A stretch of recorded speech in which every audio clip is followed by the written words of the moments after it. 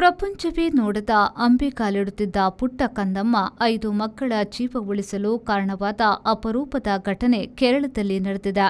ತಮ್ಮ ಏಕೈಕ ಪುತ್ರಿಯನ್ನ ಅಪಘಾತದಲ್ಲಿ ಕಳೆದುಕೊಂಡ ದಂಪತಿ ಉಳಿದ ಮಕ್ಕಳ ಜೀವ ಉಳಿಸುವ ಗಟ್ಟಿ ಮನಸ್ಸು ಮಾಡಿದ್ದಾರೆ. 5 ಮಕ್ಕಳ ಜೀವ ಉಳಿಸಲು ಕಾರಣರಾಗಿದ್ದಾರೆ.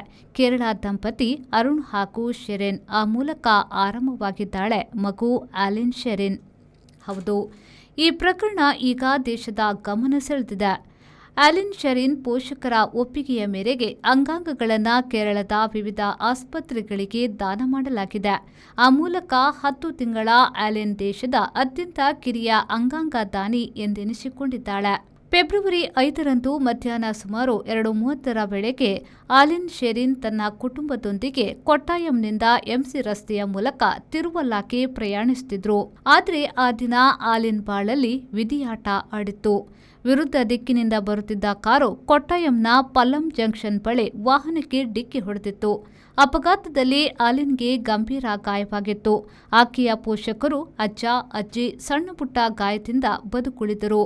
ತಕ್ಷಣವೇ ಆಲಿನ್ನನ್ನು ತಿರುವಲ್ಲದ ಆಸ್ಪತ್ರೆಗೆ ದಾಖಲಿಸಿ ಚಿಕಿತ್ಸೆ ನೀಡಲಾಗಿತ್ತು.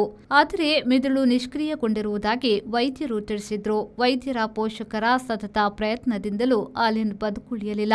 ಫೆಬ್ರವರಿ 10ರಂದು ಆಲಿನ್ ನಿಧನ ಹೊಂದಿದ್ಲು ಎಂದು ಅಮೃತ ಆಸ್ಪತ್ರೆಯ ವೈದ್ಯರು ಘೋಷಿಸಿದ್ರು. ಅತೀವ ದುಃಖದ ನಡುವೆಯೂ ಆಲಿನ್ ಪೋಷಕರು ಅಂಗಾಂಗ ದಾನಕ್ಕೆ ಸಮ್ಮತಿಸಿದ್ರು.